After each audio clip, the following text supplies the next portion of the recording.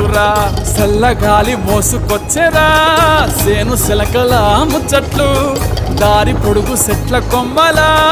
రాలుతున్న పూల సప్పట్లు గట్టి మోపులు కాల్వ గట్టులు చెమట సుక్కల్లో తడిసిన ఈ మట్టి గంధాల పల్లెటూరు దీని తీరే అమ్మ తీరు రంగులోన దాసి పెట్టి కొడుకుకిచ్చే